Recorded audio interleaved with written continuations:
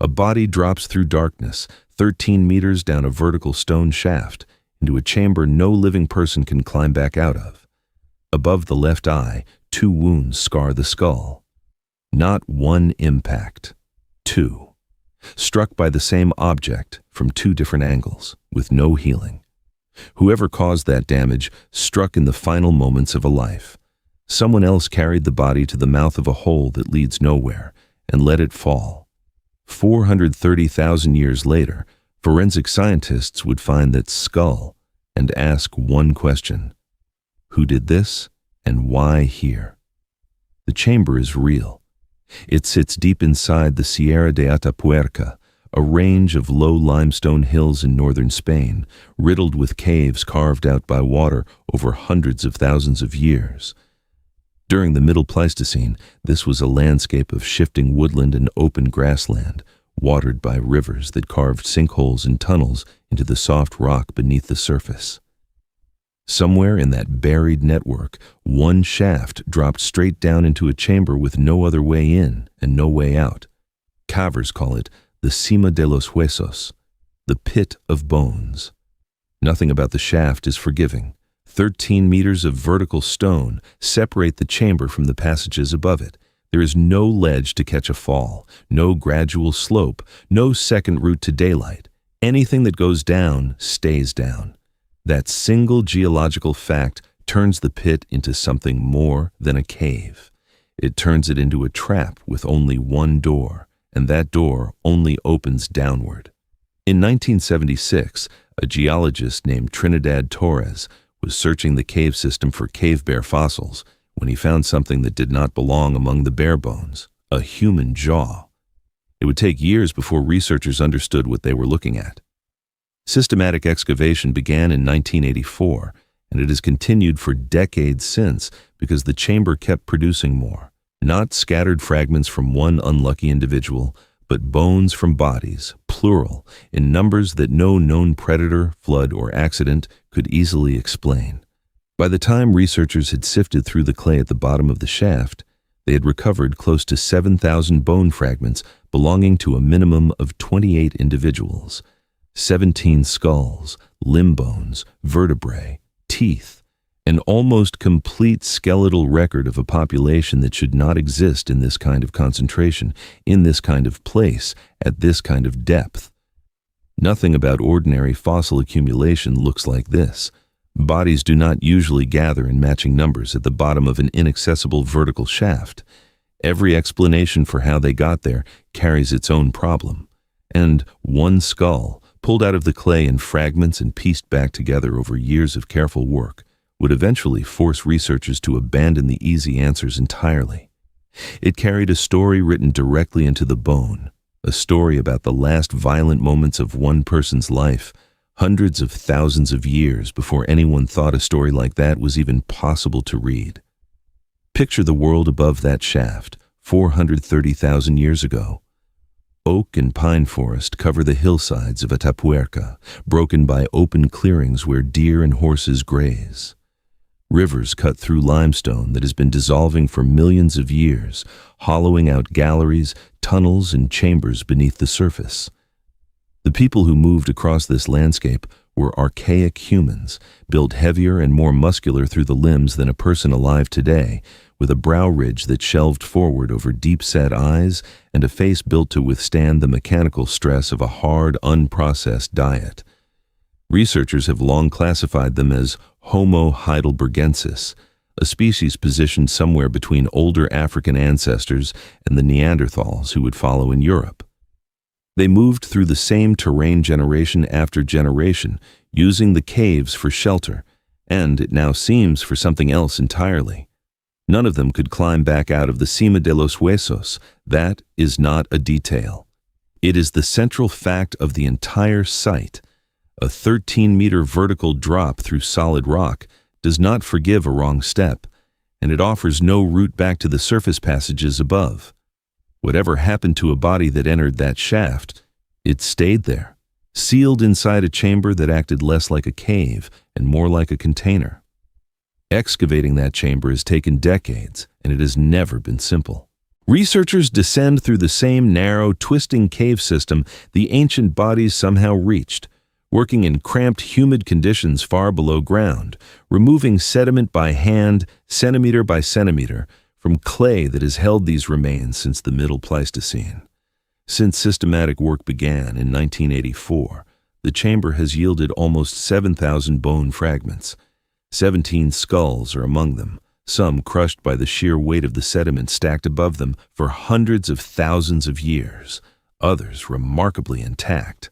One of those skulls needed more patience than any of the others. Fragments belonging to it turned up across multiple excavation seasons, recovered piece by piece from different pockets of clay, sometimes years apart. Researchers eventually matched 52 separate bone fragments into a single reconstructed skull, cataloged simply as Cranium 17. It belonged to a young adult, and once assembled, it preserved almost the entire face, an unusually complete record for a fossil this old. It was also, on first inspection, unremarkable. Archaic anatomy, a heavy brow, nothing that immediately separated it from the other skulls emerging from the same clay. But the frontal bone, just above the left eye socket, carried something the others did not. Two distinct depressions in the bone, close together, each with the unmistakable radiating fracture lines of a hard impact.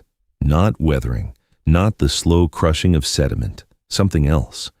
Researchers who study bone damage for a living recognized the pattern immediately, and it did not match anything they expected to find on a body that had simply fallen down a hole.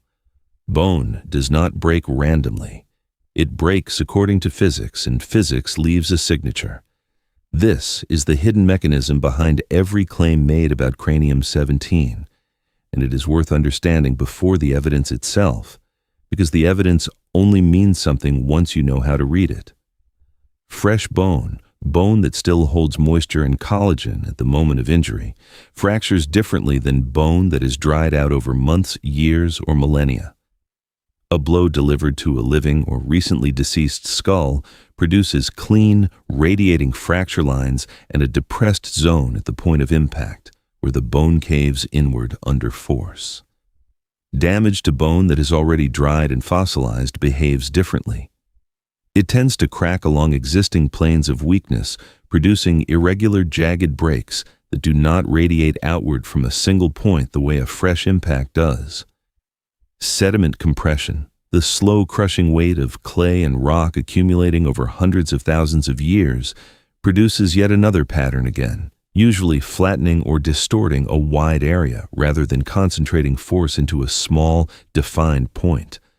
Carnivore damage carries its own signature too. Puncture marks from teeth tend to be narrower, often paired in sets that match the spacing of a predator's jaw, frequently found on the edges of bones where an animal would have gripped and pulled rather than on the flat central plane of a skull. None of these patterns match what forensic analysts found above the left eye of Cranium 17. To confirm this, researchers turned to tools no 19th or 20th century excavation could have used. High-resolution surface scanning let them map the exact contour of each fracture in 3 dimensions, comparing the shape, depth, and angle of the depressed bone with reference cases of known blunt force trauma, including modern forensic samples. This is not guesswork dressed up in scientific language.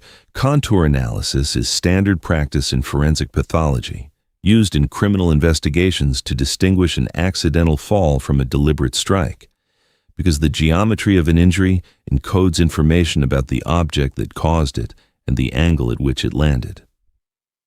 What that analysis revealed on Cranium 17 was 2 separate depressions, close together but distinct, each with its own radiating fracture pattern, each consistent with a fresh pre-fossilization impact rather than later damage. The edges showed no sign of healing.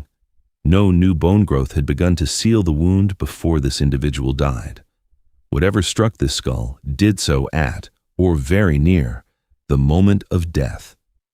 That much the bone could establish on its own through nothing more than geometry and material science, without a single assumption about intent or motive. But geometry alone could not yet answer the harder question waiting underneath it. Were these two impacts one accident happening twice in the same fall, or something that required a second, separate, deliberate decision? In 2015, a team led by paleoanthropologist Nohemi Saleh published the full analysis of cranium-17 in the journal PLOS One, and the paper answered the question the bone alone could not. The two fractures, designated T1 and T2 by the research team, sat close together above the left eye socket but showed different orientations and slightly different trajectories. If a single blow had caused both, the fracture pattern would radiate from one shared point of origin. It did not. Each depression had its own independent point of impact, its own direction of force, its own radiating crack pattern spreading outward from a separate location on the bone. That distinction matters more than it sounds like it should, because it is the detail on which the entire case turns.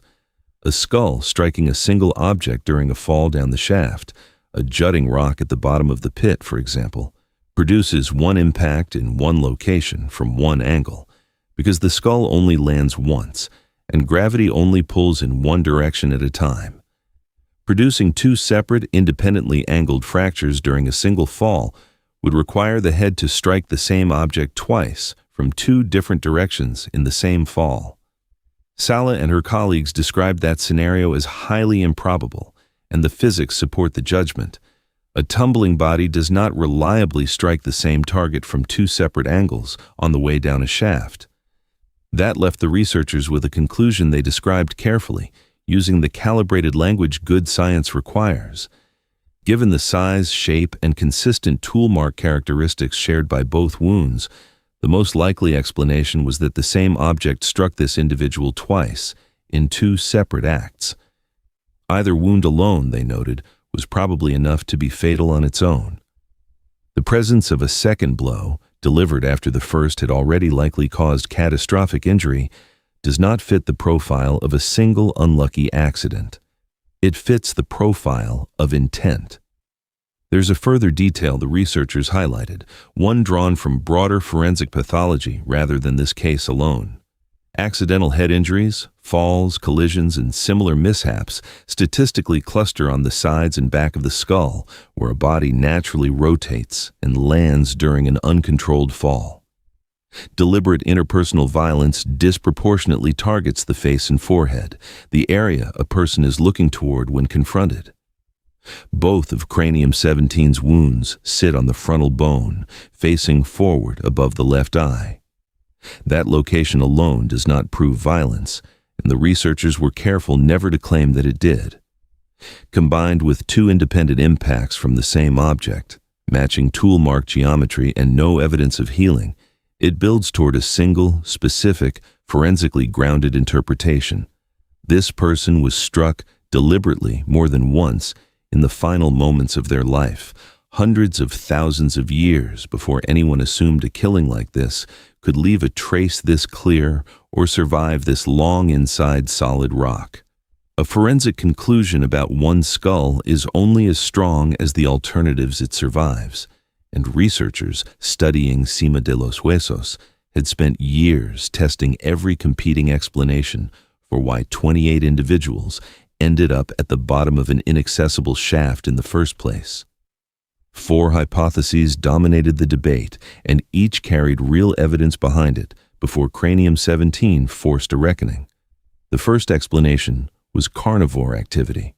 Predators are known to drag remains into caves, and cave systems across Europe have produced bone assemblages built almost entirely by scavengers. But carnivore-accumulated bone shows characteristic damage, puncture marks matching tooth spacing, chewed and splintered long bone ends, a heavy bias toward the bones predators find easiest to access. The Cima assemblage shows almost none of this. Gnaw marks are rare. The bones are overwhelmingly human, with almost no trace of the predator species you would expect to find alongside a den or a kill site. Taphonomic surveys of the chamber have effectively ruled this explanation out. The second explanation was geological transport, the idea that water or shifting sediment carried already scattered bones into the chamber over time, the way a flood might redistribute debris through a cave system. This too fails against the physical evidence. Water-transported bone tends to arrive sorted by size and density, smaller and lighter elements carried further than larger ones, and often abraded by the process of tumbling through sediment and rock. The Sima bones show no consistent sorting pattern, and little of the rounding or abrasion transport by water reliably produces. The third explanation, and the hardest to dismiss outright, was accidental death. Perhaps this was simply where people fell, individually, over vast stretches of time, drawn to the cave system for shelter or exploration, and occasionally meeting a fatal accident at the edge of the shaft in the dark. This remains plausible for at least some of the 28 individuals, and researchers have never argued that every body arrived the same way.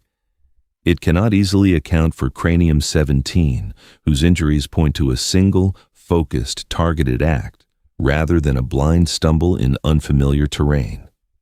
That leaves the fourth explanation, the one researchers had long treated as the most difficult to prove and the most consequential if true, that other hominins carried bodies to the shaft and placed them there on purpose. Difficult to prove because intentional behavior rarely leaves unambiguous physical traces.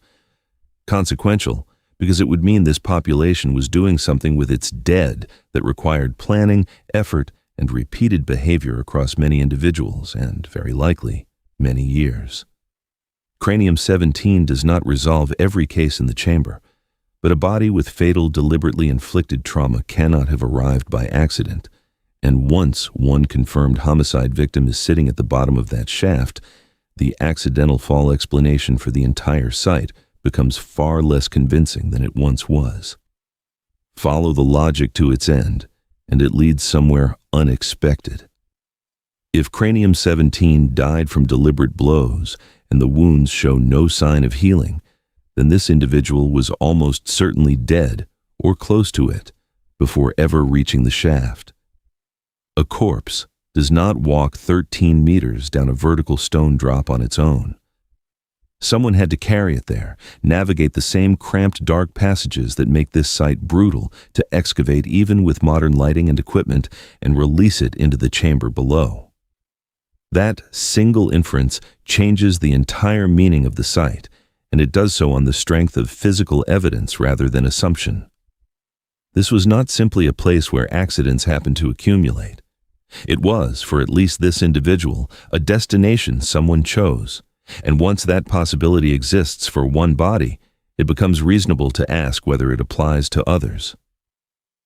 Researchers now consider intentional body disposal, the strongest explanation for the majority of the chamber's population, not because every case carries trauma as clear as cranium-17's, but because the accumulation as a whole no longer fits any of the passive explanations that failed to hold up, not predators, not water, not a long accumulation of unrelated accidents. If true, this reframes the Sima de los Huesos as the earliest strong evidence of funerary behavior in the human fossil record, hundreds of thousands of years before cemeteries, grave goods, or any of the practices usually associated with treating the dead as more than discarded matter. That claim deserves caution. Carrying a body to a specific location is not the same as ritual, mourning, or symbolic belief, and nothing in the bone record can tell us what these people felt while doing it. But repeated, purposeful transport of the dead to one specific, difficult-to-reach place requires memory of that location, coordinated effort, and a reason strong enough to motivate the physical difficulty of the act, dragging or carrying weight through tight, lightless passages more than once across generations. That reframes the population responsible for cranium-17 in a way their skeletons alone never suggested. These were not simply archaic humans surviving day to day on raw physical strength. They were organizing behavior around death itself, treating at least some bodies as something requiring deliberate handling rather than abandonment. And within that same population, someone had killed one of their own, struck twice with the same object, and been carried by others to the one place in their world, guaranteed to keep a body hidden forever. Violence and care for the dead sitting inside the same small population, inside the same narrow window of time. The pit did not just preserve a victim. It preserved a behavior no one expected this far back in the human story, buried in clay for longer than the species that reads it today has existed. Every conclusion so far has rested on bone, shape, fracture, wear, density, all of it visible to the eye or a scanner, all of it consistent, all of it pointing toward the same interpretation. But bone can only say so much about who these people actually were. And in 2013, an entirely different kind of evidence forced researchers to question an identity they thought was already settled beyond serious debate. For years, the accepted model classified the Cima de los Huesos population as Homo heidelbergensis, an intermediate species positioned between older African humans and the Neanderthals, who would later dominate Ice Age Europe.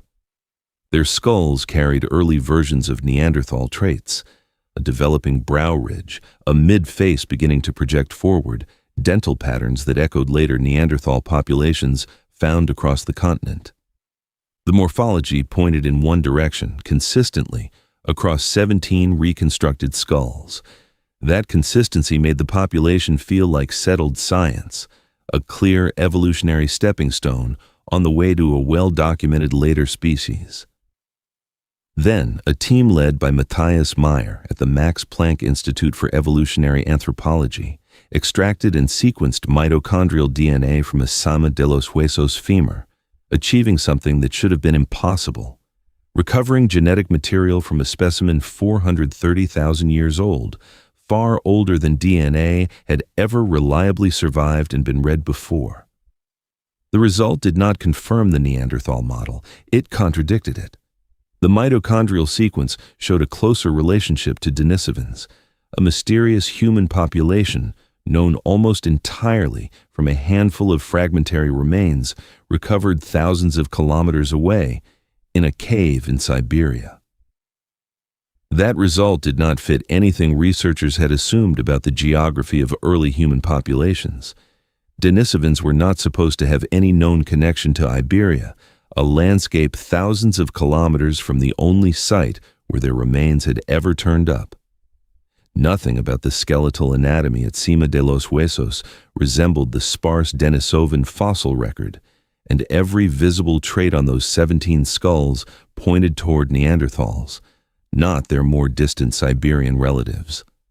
A population with a Neanderthal-shaped face and a Denisovan-shaped mitochondrial genome did not match any model researchers had built to explain how these lineages diverged and spread. One honest possibility remained on the table, and researchers stated it plainly, rather than forcing a resolution the evidence could not yet support. Mitochondrial DNA alone does not tell the whole genetic story. It represents a single maternal lineage, a narrow thread pulled from a vast genome, and a narrow thread can mislead if it happened to travel through the population in an unusual way. The anomaly did not disprove the skeletal evidence. It simply meant that skull shape and genetic ancestry were, for reasons no one yet understood, telling two different stories about the same group of people, and only a wider look at their DNA would be able to explain why. While the genetic question sat unresolved, another pattern was surfacing from a much older kind of analysis, one that had nothing to do with DNA and everything to do with counting teeth and measuring bone fusion across the 28 individuals recovered from the chamber. Researchers studying the age at death across the population found something that did not look like a random cross-section of a healthy, functioning group, and the pattern was consistent enough to demand an explanation of its own. The mortality profile skewed heavily toward adolescents and young adults, individuals who died somewhere between roughly 11 and 20 years old. Older adults were rare. Only one individual in the entire assemblage showed signs of dying before the age of 10. A stable population, one experiencing ordinary births, ordinary deaths, and ordinary aging across generations, does not usually leave behind a death record concentrated this narrowly in one age band. Something about this group's mortality pattern was unusual, and researchers have proposed competing explanations without settling firmly on one. One possibility is that this reflects a single, unusual, high mortality event affecting one age cohort disproportionately, perhaps a disease outbreak, a period of famine, or some other pressure that struck adolescents and young adults harder than infants or elders. Populations under severe nutritional or epidemic stress can show exactly this kind of skewed age distribution, because the youngest and oldest members sometimes fare differently than those in between, depending on the nature of the threat.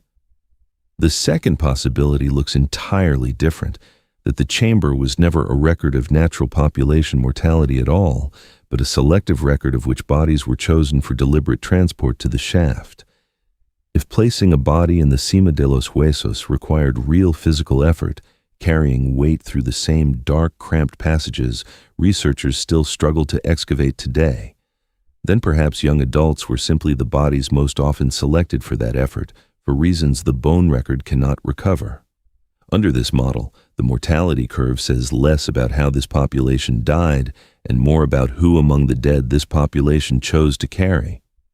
Neither explanation can be confirmed with the evidence currently available, and researchers have been careful not to claim more certainty than the bone support. But the pattern adds a genuine vulnerability to the story that trauma and genetics alone do not capture. Whatever this population was doing at the bottom of that shaft, it was concentrated overwhelmingly on people in the prime of life. The very individuals a small, struggling population could least afford to lose, whether to violence, disease, or whatever pressure was shaping their world. A group already surviving on the margins of a shifting Iberian landscape, competing for the same forests, rivers, and shelter as every other predator moving through it, had little room to absorb the loss of its most physically capable members, generation after generation.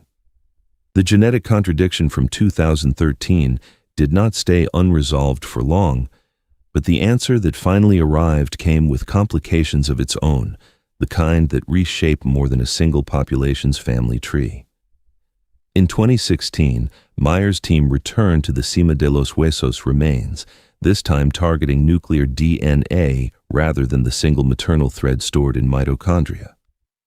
Nuclear DNA carries information inherited from both parents, spread across the entire genome rather than one narrow lineage, and recovering it from bone, this old pushed the limits of ancient DNA extraction at the time.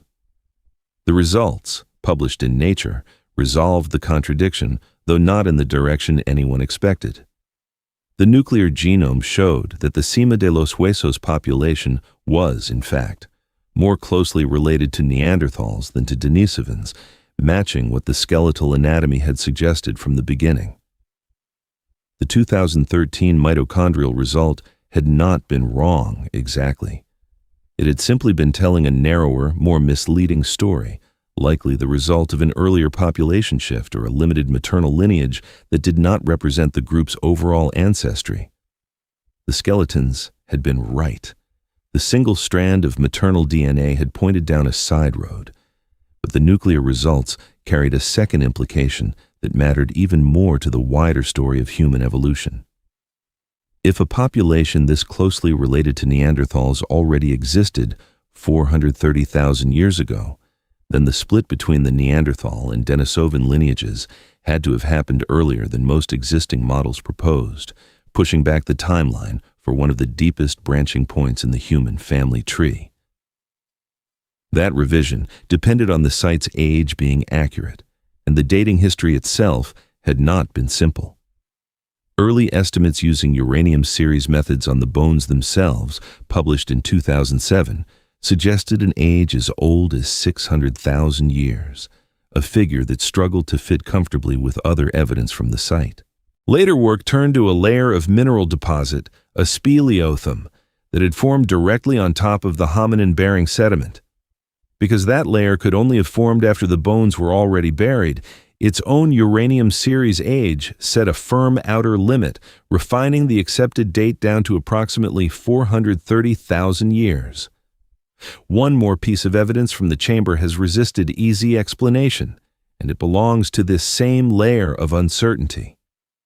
Among the bones, researchers recovered a single finely made hand axe, worked from pink quartzite with unusual care and skill compared to the simpler tools typical of this period, nicknamed Excalibur by the excavation team. Nothing about its position suggests practical use inside a chamber with no light, no water, and no reason for ordinary tool work. Whether it represents a deliberate offering placed alongside the dead, a symbolic gesture attached to a place already treated as significant, or something else entirely, remains an open question. The physical evidence cannot yet settle on its own. Return to the skull. 2 wounds above the left eye, struck by the same object from 2 different angles, with no time to heal. Everything gathered since that image first appeared changes what it means to look at it now. This was not an accident absorbed into a chaotic natural process. The fracture geometry rules that out. It was not the work of a scavenging predator or a slow accumulation carried by water through stone. Taphonomic analysis eliminated both. It was a targeted, repeated strike against the front of a living face, delivered by someone who, according to everything forensic science can currently establish, intended to kill. And once that person was dead, or close enough to it that the outcome was no longer in doubt, someone else carried the body through a cramped, lightless cave system and released it down a shaft with no way back to the surface. Whether that act was concealment, a form of punishment, or something closer to a funeral this population had no other way to perform, the evidence cannot say. What it can say is that the choice to use this exact chamber connects cranium 17 to the 27 other individuals recovered from the same clay, most of them now understood to have arrived through the same kind of deliberate transport, whether they died violently or not. That population, once uncertain in its own identity, has a resolved ancestry now, not Denisovan, despite the early genetic signal that pointed that way. Early Neanderthal, confirmed by nuclear DNA that reached deeper into their genome than a single maternal lineage ever could, dated to approximately 430,000 years by a mineral layer that could only have formed after their bodies were already buried.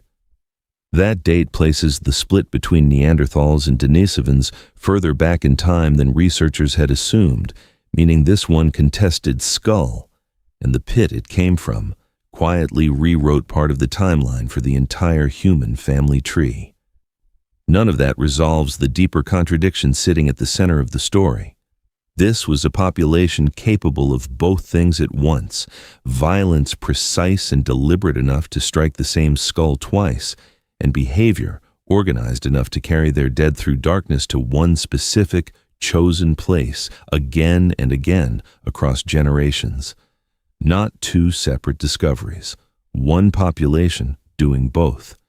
The wounds above that left eye are the oldest confirmed evidence of one human killing another. They are also, inseparably, evidence that someone cared enough about what had happened to carry the body somewhere deliberate rather than leave it where it fell. 430,000 years later, that contradiction has not gone away. It has only gotten older and harder to explain away as something that belongs only to us. If you want to understand how deep these questions about violence, death, and the first traces of human behavior actually reach, the record at Atapuerca is still being read, one fragment at a time.